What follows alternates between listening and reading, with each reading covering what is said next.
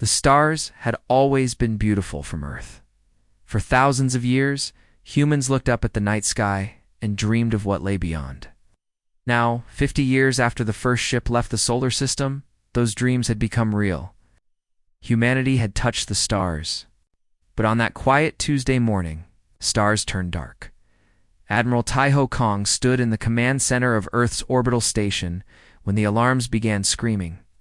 He was a tall man with gray hair and tired eyes that had seen too many battles. He looked at the screen and felt his blood turn cold. Ships were appearing from nowhere. Hundreds of them, then thousands. They ripped through space itself, emerging from bright tiers in reality. Each ship was massive, larger than anything humans had ever built. The smallest ones were the size of mountains. The largest ones blocked out the sun. 10,000 warships formed a perfect sphere around Earth. They hung in the darkness like a cage made of metal and fire. "Sir," said Lieutenant Su Jin-yoon, her voice shaking. She was young, barely 25, but she was the best translator Earth had. "We are receiving a message. It is coming on all frequencies." Tai-Ho nodded slowly. "Put it through." The screen flickered, and a face appeared. It was not human. The creature had pale blue skin, for eyes arranged in a diamond pattern, and a mouth that seemed too wide for its narrow head. It wore golden robes covered in symbols that Tai-Ho did not recognize. "I am Ambassador Kira of the Galactic Council," the creature said. Its voice was smooth and calm, like a teacher explaining something to a child. "I speak for the hegemony of United Species. Your world has been found guilty of violating galactic law." Tai-Ho said nothing. He just watched. "Your scientists have developed what you call cascade technology," Kira continued. "This technology is forbidden. It tears at the fabric of space itself. It threatens not just your world, but every world. The Council has decided you will surrender. You will give up all weapons. Will allow our forces to occupy your planet. You will obey." The ambassador paused. His four eyes blinked one after another. "You have 12 hours. If you do not surrender, we will take your world by force. There will be no second warning." The screen went black. Tai-Ho stood very still for a long moment. Around him, officers were shouting, running, trying to make sense of what had just happened.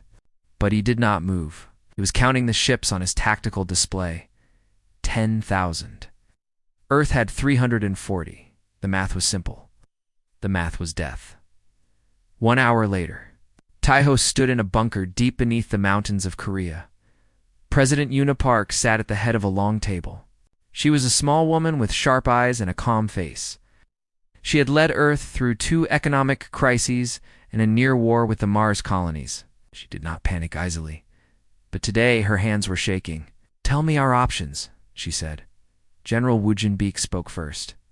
He was a broad man with a thick neck and a voice like grinding rocks. "We have 340 ships. They have 10,000. If we fight in space, we lose in ours. Maybe minutes." "And if they land troops," Yuna asked, "we fight on the ground?"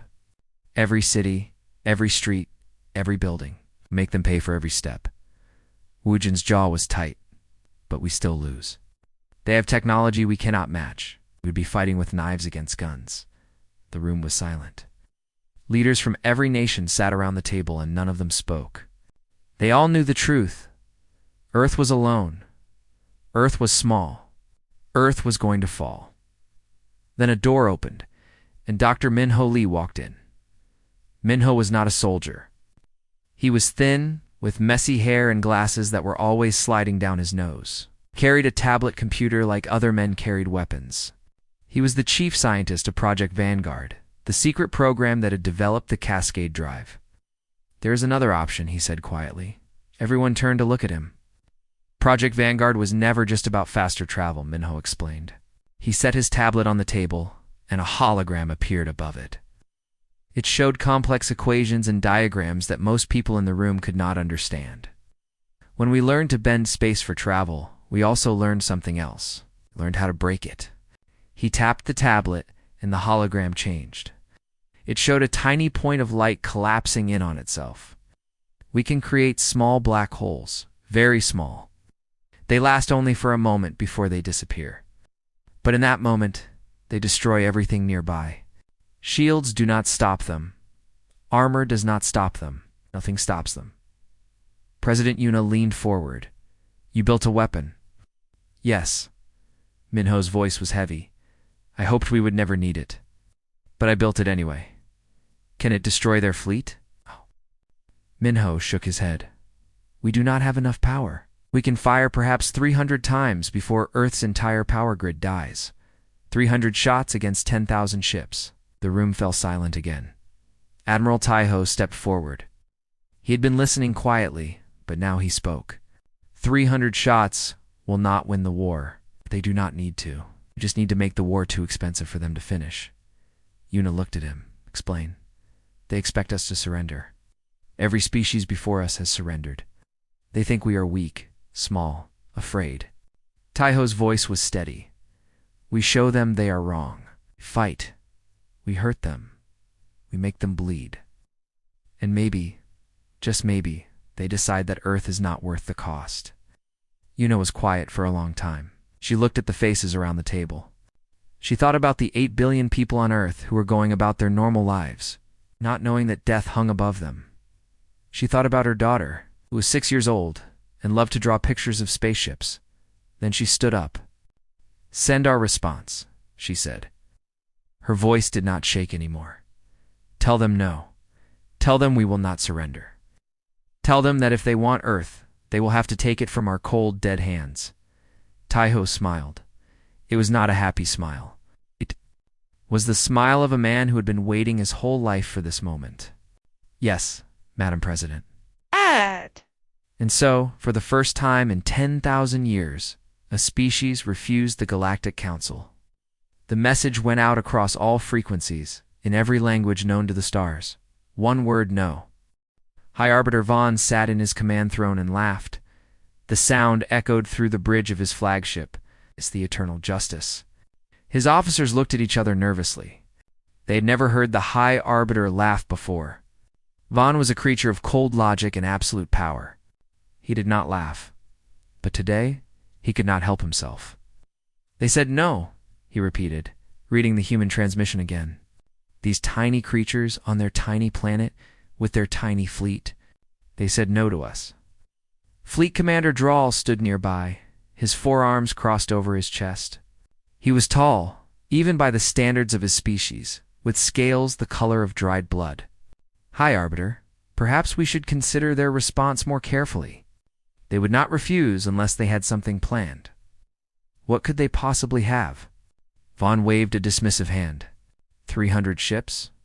We will crush them in moments. No, Commander.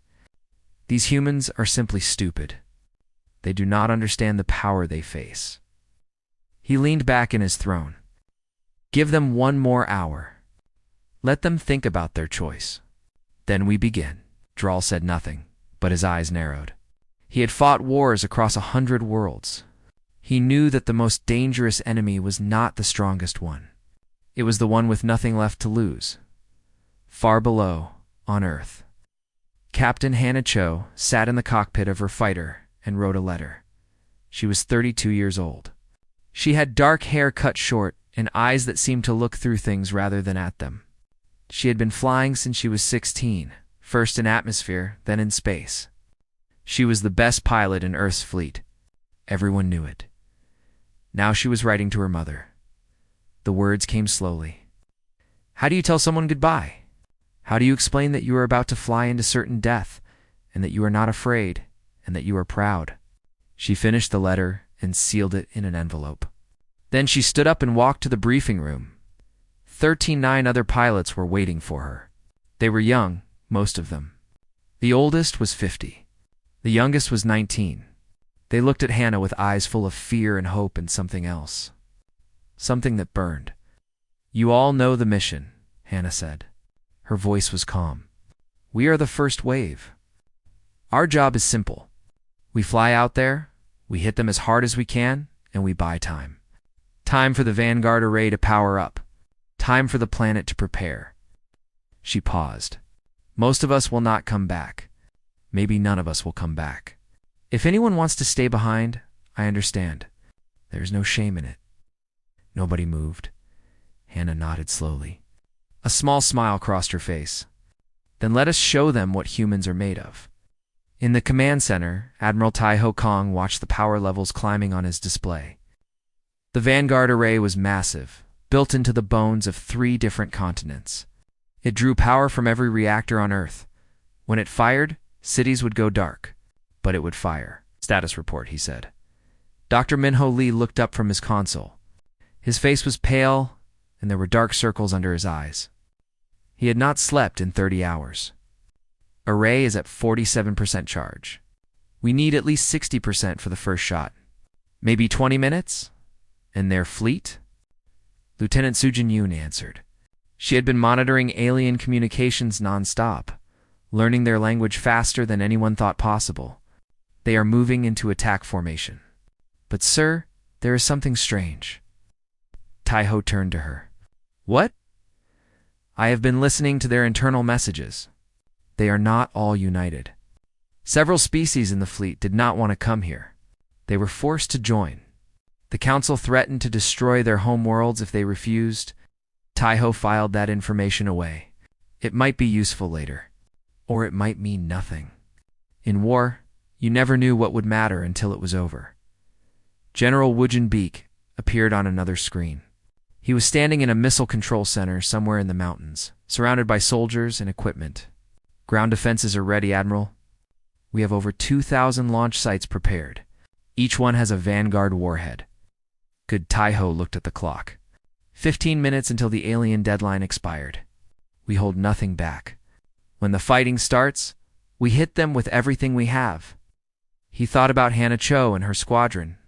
40 pilots against 10,000 warships? It was not fair. It was not even close to fair.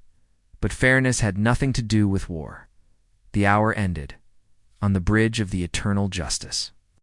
High Arbiter Vaughn stood up from his throne. Send the final message. Tell them their time is up. Tell them to surrender or die. Ambassador Kira stepped forward. His 4 eyes were troubled. High Arbiter, perhaps we should try to negotiate. These humans have shown courage. Surely that deserves some respect. We could offer them better terms. Vaughn turned to look at the ambassador. His face was like stone. Respect? They are insects, Ambassador. We do not negotiate with insects. We crush them. Turn back to the screen. All ships, prepare to engage. Destroy their fleet. Then burn their cities until they beg for mercy. The order went out across the armada. 10,000 ships began to move, their engines glowing like angry stars. On Earth, Admiral Tai Ho Kong watched them come. His hand rested on the console, steady as a rock. Launch the first squadron, he said quietly. Hannah Cho heard the order in her helmet. She took a deep breath, then pushed her throttle forward. Her fighter shot out of the launch bay like a bullet, followed by 39 others. They were so small against the darkness. 40 tiny lights rushing toward an ocean of fire. All pilots, this is Captain Cho. Her voice was steady. Remember what we fight for. Remember who we are. And remember this. They may have 10,000 ships, but they have never faced humans before. She armed her weapons. Let us teach them why that was a mistake. The Battle of Earth had begun, and the galaxy would never be the same. The first alien cruiser exploded in a ball of white fire. The Council fleet had expected an easy victory. They had expected the human fighters to scatter and run. They had expected surrender within minutes. They were wrong. Captain Hannah Cho flew her fighter through a wall of laser fire, spinning and twisting in ways that should have been impossible. Her ship was small and fast, built for speed rather than strength.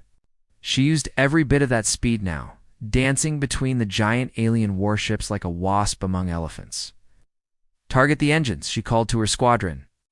They cannot hit what they cannot see. Stay moving. Stay fast. Her squadron followed her lead. They did not fight like the other species the Council had conquered. Those species had formed neat lines and followed strict patterns. They were predictable. Easy to destroy, humans were not predictable. Hannah released a swarm of drones from her fighter. Each drone was no bigger than a bird, but they carried powerful explosives. They scattered in every direction, confusing the alien targeting systems. While the big ships tried to shoot down the drones, the human fighters slipped past their defenses. One pilot, a young man named Junho, flew his fighter directly into the hangar bay of a carrier. The explosion that followed ripped the massive ship apart from the inside. 3 smaller ships nearby were caught in the blast and destroyed. Another pilot rammed her fighter into the bridge of a battleship. She was smiling when she died. High Arbiter Vaughn watched the battle from his command throne.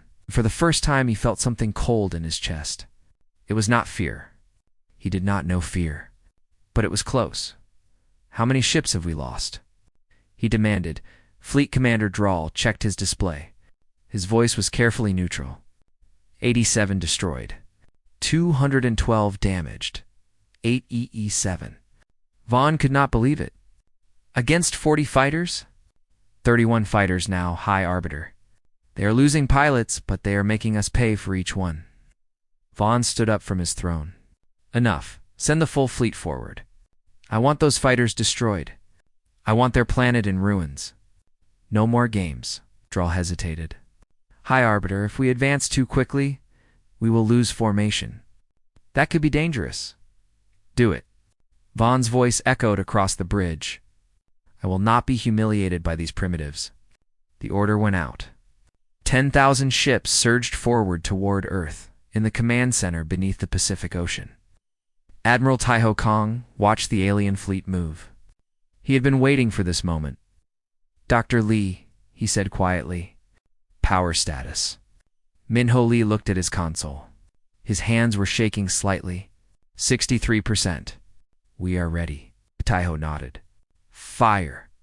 Deep within the Earth, the Vanguard array came alive. Power flowed from reactors on every continent. Gathering in 3 massive projectors hidden beneath the mountains of Asia, the plains of Africa, and the forests of South America, 3 beams of impossible energy lanced into space. The first beam struck Council battleship directly in its center. For one instant, a point of infinite darkness appeared where the ship had been. Then it was gone, collapsed into nothing. The ship simply ceased to exist. The second beam hit a command cruiser.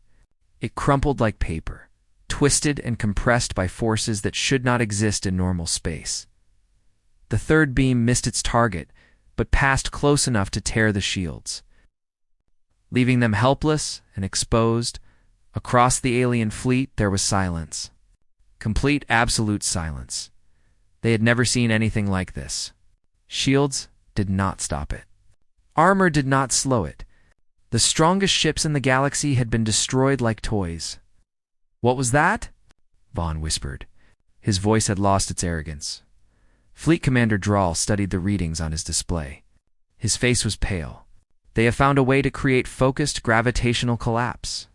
Artificial singularities. Microscopic black holes. That is impossible. And yet, High Arbiter, 3 of our ships are gone. Earth's command center, there was no celebration. Taiho knew the truth. They had hurt the enemy, but the battle was far from over. Power status? He asked again. Minho wiped sweat from his forehead. 51%. We used more energy than expected. We can fire perhaps 40 more times before we lose everything. 40 shots. The enemy still had over 9,000 ships. In space, Captain Hannah Cho saw the Vanguard array fire. She saw the alien ships die. And she knew what she had to do. All pilots, she said calmly. This is Captain Cho. It has been an honor flying with you. Continue the mission. Make every shot count. Then she turned her fighter toward the largest ship she could see. It was a carrier, 5 kilometers long, bristling with weapons. Its hangar bay was open. Launching fighters to replace the ones the humans had destroyed, Hannah flew straight toward it. Laser fire tore at her ship. Her shields failed. Her left engine exploded, but she kept flying, pushing her damaged fighter forward with nothing but will and fury. She reached the hangar bay. She thought of her mother. She thought of Earth. She thought of every human who would live because she died today. Then she pressed the button that overloaded her reactor. The explosion was beautiful. It tore through the carrier like fire through paper. Secondary explosions rippled across the ship as fuel and ammunition ignited. 3 escort cruisers nearby were caught in the blast and torn apart. Captain Hanacho was gone, but she had taken 4 enemy ships with her. High Arbiter Vaughn stared at his display. He had expected to crush these humans in minutes. Now 2 hours into the battle, he had lost over 500 ships. "Order the fleet to halt," he said quietly. For the first time, there was doubt in his voice. "We need to reconsider our approach." Drawl nodded slowly. "Yes, High Arbiter."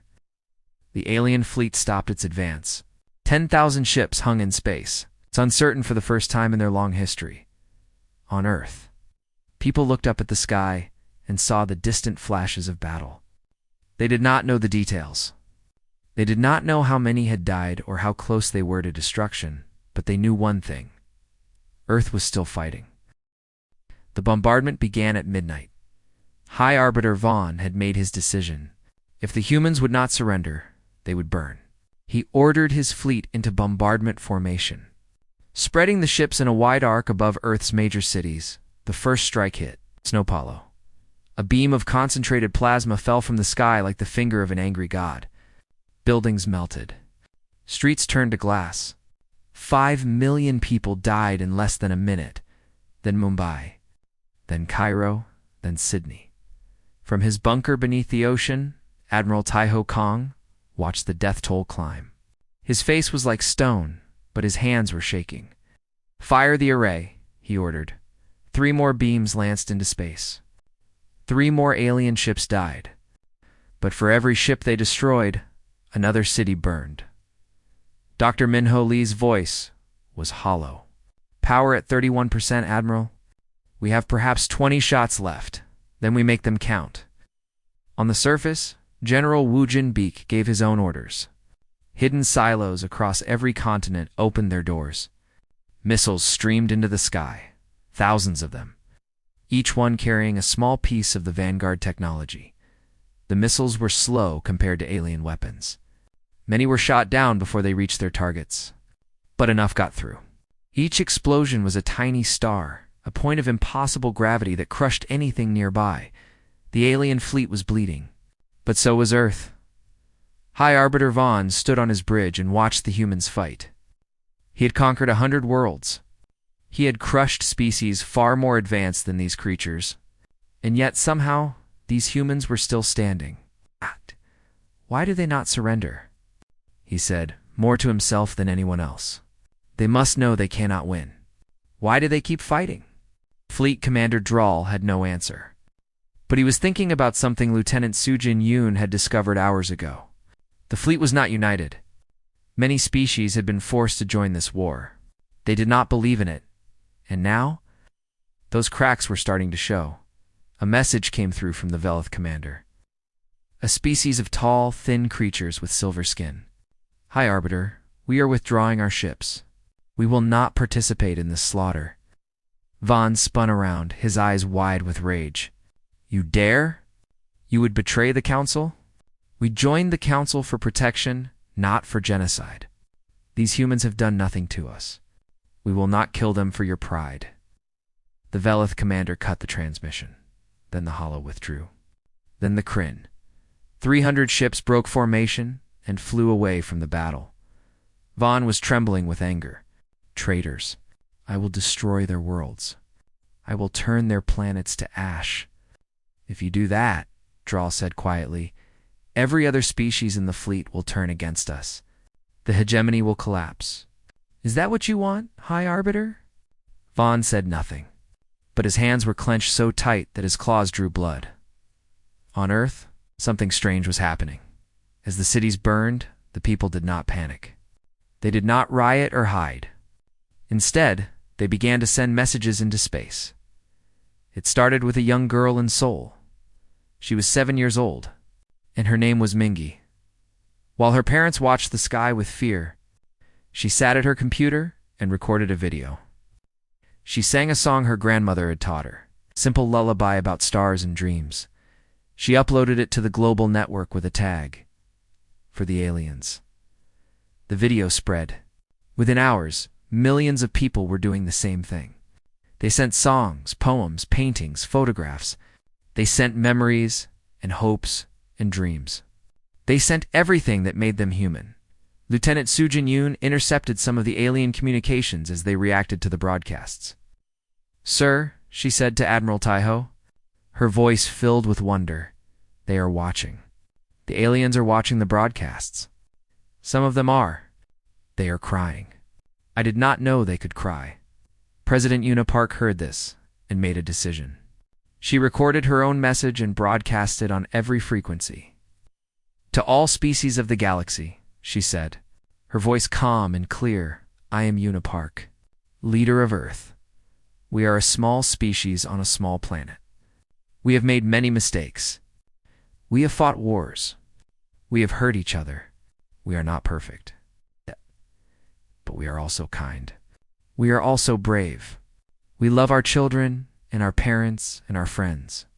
We create art and music and stories. We dream of better things. The Council wants to destroy us because we developed technology that frightened them. But we are not a threat. We only wanted to explore the stars. We only wanted to meet our neighbors. I ask you, all of you who are watching, is this how civilizations should meet? With fire and death? Is this the galaxy you want to live in?" She paused. Her eyes were bright with unshed tears. "We will not surrender. We will fight until we have nothing left. But we do not hate you. We do not want revenge. We only want to live. Please, help us live." The message went out across the stars. And across the galaxy, billions of beings heard it. Ambassador Kira had been watching from his ship. The same ship that had delivered the surrender ultimatum. He had served the Council for 200 years. He had overseen the conquest of a dozen worlds. He had always believed that the Council's way was right now. Watched his species die with dignity, and he felt something break inside him. He removed his golden robe. He took off his insignia of office. Then he sent a message to President Yuna Park. "This is Ambassador Kira. I wish to surrender. I wish to join humanity." In the command center, Taiho Kong read the message. He did not smile. He did not have time to smile. But he felt something warm in his chest, like a small flame that refused to die. "Accept his surrender," he said, "and tell him he is welcome on Earth." The battle had lasted 16 hours. 31 cities were gone. 18 million people were dead. Earth's fleet was down to 112 ships. Power reserves were at 19%, but for the first time, Vaughn saw something on his tactical display that made him afraid. The momentum was shifting. Humanity was not winning. Not yet, but they were not losing either. They were simply refusing to fall. And somehow, that was worse than any weapon they could have built. Admiral Taiho Kong stood in the command center and looked at the numbers on his display. They told a simple story. Earth was dying. Power reserves at 11%. Fleet reduced to 63 ships. Over 40 cities destroyed. 22 million dead. They had hurt the enemy badly. The Council fleet was down to 6,000 ships. But 6,000 was still enough to finish the job. It was only a matter of time. Dr. Minho Lee walked up beside him. The scientist looked like a ghost, his face gray with exhaustion and grief. "Admiral, I have an idea, but it is desperate." "Everything we have done today has been desperate," Taiho said. "Tell me." The Vanguard array was designed to fire concentrated beams. But if we overload it, we can send out a pulse instead. Wave. That travels faster than light, reaching across the entire galaxy in moments. A weapon? No. Minho shook his head. A message. We can encode information in the pulse. Everything we have recorded today. The Council's ultimatum, the desertion of the Velith, broadcast from our people, the destruction of our cities, all of it. Taiho understood immediately. We show the galaxy what really happened here. Yes, no lies, no propaganda. Shh, just the truth. Minho paused. But if we do this, we will use all remaining power. The array will be destroyed. We'll have nothing left to fight with. Taiho was silent for a long moment. He thought about the 63 ships still flying, their crews knowing they would die but refusing to run. He thought about the people huddled in shelters across the planet, singing songs and holding their children. He thought about Captain Hannah Cho, flying into that carrier with a smile on her face. "Do it," he said. President Unipark gave the final authorization. Yes. They had one chance to make the galaxy see, one chance to change everything. In space, the battle continued. The human fleet was being pushed back, ship by ship, life by life. But they held the line. They gave the array time. Then the pulse went out. It was not like anything the galaxy had ever seen. A wave of energy rippled across space, passing through every system, every planet, every ship. And with it came the truth.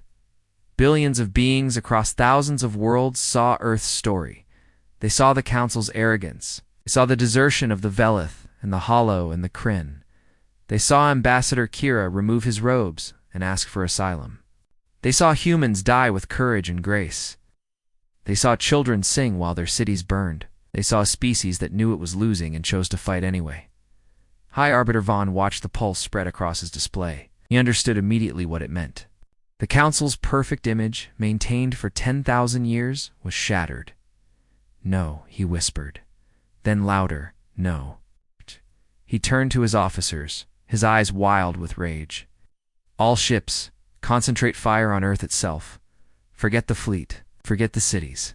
Destroy the planet, crack it open, leave nothing." Fleet Commander Drawl stepped forward. His voice was calm. "High Arbiter, if we destroy Earth now, after the galaxy has seen what we have done, we will lose everything. Every species that feared us will turn against us. The hegemony will collapse within a year." "I do not care," Vaughn screamed. "They defied us. They humiliated us. They must be destroyed." Drawl looked at him for a long moment. Then he made a decision that would echo through history. "No," he said. He pulled a weapon from his belt and pointed it at Vaughn. Around the bridge, officers reached for their own weapons, unsure what to do.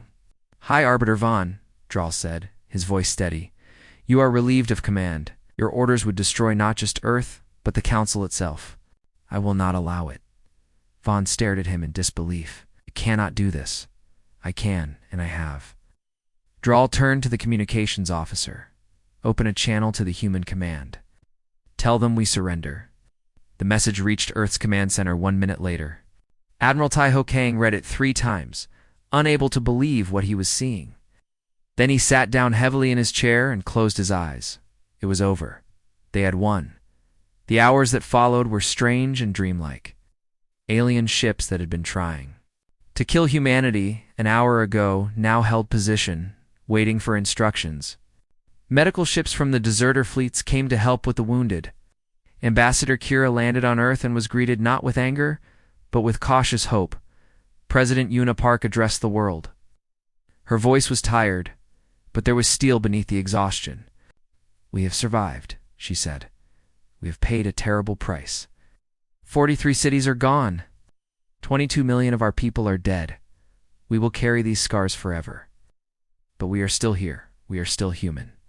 And today we proved something that the galaxy had forgotten. We proved that courage matters, that hope matters, that one small species can stand against the darkness and refuse to fall." In the weeks that followed, the old Galactic Council collapsed. The hegemony, built on fear and force, could not survive the truth. New alliances formed. New conversations began. Earth, impossibly, became one of the founding members of a new galactic assembly. Not because humans were strong, not because they had the best technology or the largest fleet, but because they had shown the galaxy what it meant to be brave. Admiral Tai Ho Kang retired from the military, went back to Seoul, to the neighborhood where he had grown up, and helped rebuild it with his own hands. He never spoke of the battle, did not need to. Dr. Minho Lee led a new project to share Cascade technology with the galaxy. This time, it was not a weapon, it was a gift, given freely, with safeguards developed together with species that had once been enemies. General Eugene Beek became the head of Earth's defense forces. He hoped he would never have to fight again, but he trained his soldiers anyway, just in case. Lieutenant Su Jin Yoon became Earth's first ambassador to the new Galactic Assembly. She learned 17 alien languages in the first year, and in orbit around Earth, a station was built. It was made of light and crystal, visible from every continent, a beacon that burned against the darkness of space. Inside the station was a memorial. The names of everyone who had died in the battle were inscribed on walls of polished stone.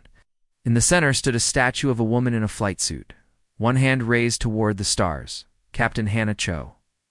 Beneath the statue, a single inscription was carved in every language known to the galaxy. They held the line. Visitors came from across the stars to see it. They came from species that had fought against Earth and species that had never heard of humans before. They stood before the memorial and read the names, and many of them wept. They asked the same question over and over. How did you do it? How did you stand against such impossible odds? The humans always gave the same answer. We refused to kneel, and in the end, that was enough.